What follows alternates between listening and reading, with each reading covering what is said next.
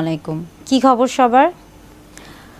আজকে আপনাদের সামনে হাজির হয়েছি একটি বিষয় নিয়ে, এবং এই বিষয়টি নিয়ে অনেকেই আমার কাছে প্রশ্ন করেছেন এবং অনেকেই জানতে চেয়েছেন যে ওরাল সেক্স কি, বা ওরাল সেক্স আসলেই নিরাপদ কিনা, কিংবা ওরাল সেক্স কিভাবে করা যায়, বা এটা করলে আসলে কোনো ক্ষতি আছে কিনা, বা এটা করলে কোনো ঝুঁকি হবে কিনা, বিভিন্ন বিষয় নিয়ে ওরাল সেক্স সম্পর্কে অনেকেই জানতে চেয়েছেন, এবং সেই সম্পর্কে আসলে ছোট্ট একটা ধারণা দেওয়ার চেষ্টা করব।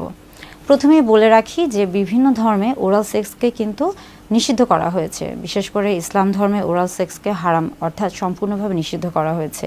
কিন্তু আমি যেহেতু একজন চিকিৎসক এবং একজন ক্লিনিক্যাল সোশ্যাল ওয়ার্কার, তাই আমার মনে হয়েছে যে যেহেতু অনেকেই আমার কাছে এই বিষয়টি সম্পর্কে জানতে চেয়েছে, তাই তাদের জানার যে বিষয়টি রয়েছে সেই বিষয়টি সম্পর্কে কিছুটা ধারণা দেওয়ার আমার পক্ষে উচিত। ওরাল সেক্স আসলে কি?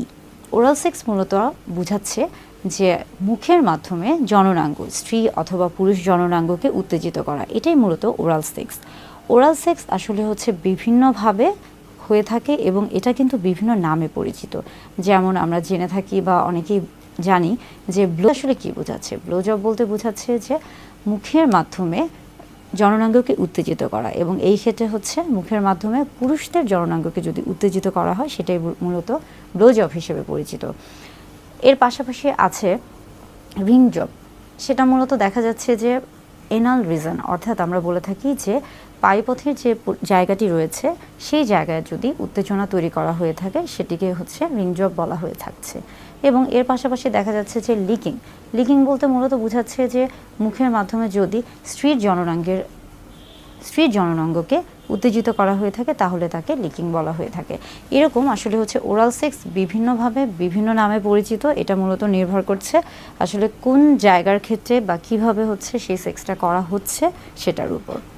এখন আসি ওরাল সেক্স, এটি কি আসলে নিরাপদ? ওরাল সেক্সের ক্ষেত্রে দেখা যাচ্ছে যে ওরাল সেক্স যেহেতু মুখের মাধ্যমে জননাঙ্গকে উত্তেজিত করা হচ্ছে, এবং সেই ক্ষেত্রে যেহেতু জননাঙ্গের ক্ষেত্রে সেটা নারী অথবা পুরুষ হোক না কেন, অথবা উভয়ের ক্ষেত্রে, যখন পুরুষ জননাঙ্গের ক্ষেত্রে আসছি বা স্ত্রী জননাঙ্গের ক্ষেত্রে আসছি, কিংবা যখন আমরা পায়ুপথের ক্ষেত্রে আসছি, সব ক্ষেত্রেই কিন্তু একটা জীবাণুর সংক্রমণের একটা বিষয় থাকে। বিশেষ করে আমরা যখন আসি পুরুষদের ক্ষেত্রে, তখন কিন্তু সেখানে বিভিন্ন রকমের জীবাণুর সংক্রমণ থাকে, বা সংক্রমণের একটা আশা থাকে, বা সংক্রমণের একটা পরিবেশ থাকে।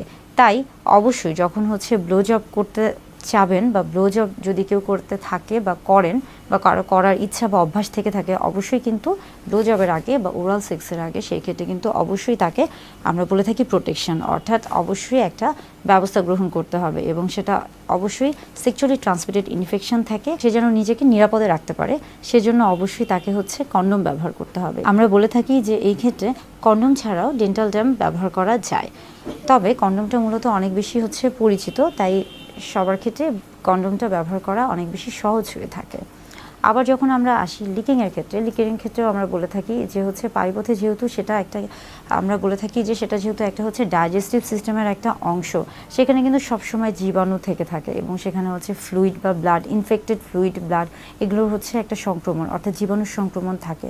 তাই সেখানে যদি কেউ সেই দিকে যদি কেউ সেক্স করতে চায়, বা কারো যদি রিং জবের অভ্যাস থেকে থাকে, সেই ক্ষেত্রে কিন্তু অবশ্যই তাকে প্রোটেকশন নিতে হবে, অবশ্যই কন্ডোম ব্যবহার করতে হবে, এবং এই ক্ষেত্রে এই ধরনের ওরাল সেক্সের ক্ষেত্রে বিশেষ কিছু নিয়ম তাকে অবলম্বন করতে হবে, তা না হলে স্বামী এবং স্ত্রী উভয়ের ক্ষেত্রে বিশেষ কিছু সমস্যা হতে পারে।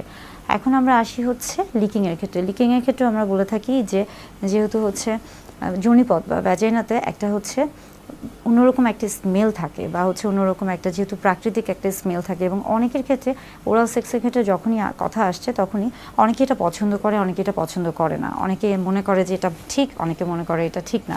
এটা আসলে নির্ভর করছে সম্পূর্ণ আপনার ব্যক্তিগত বিষয়ের উপর। আপনি কিভাবে আপনার যৌন জীবনকে উপভোগ করবেন, বা কিভাবে আপনি স্বাচ্ছন্দ্য বোধ করবেন, এটা সম্পূর্ণ আপনার ব্যক্তিগত ব্যাপার। তবে ওরাল সেক্স করলে যে ধরনের ক্ষতিগুলো হতে পারে, অর্থাৎ এই যে যৌনবাহিত রোগগুলো রয়েছে, এবং এই যৌনবাহিত রোগগুলো থেকে নিজেকে প্রতিরোধ করতে হলে অবশ্যই কিন্তু প্রোটেকশন নিতে হবে, অর্থাৎ কন্ডোম ব্যবহার করতে হবে, অথবা ডেন্টাল ড্যাম ব্যবহার করতে হবে।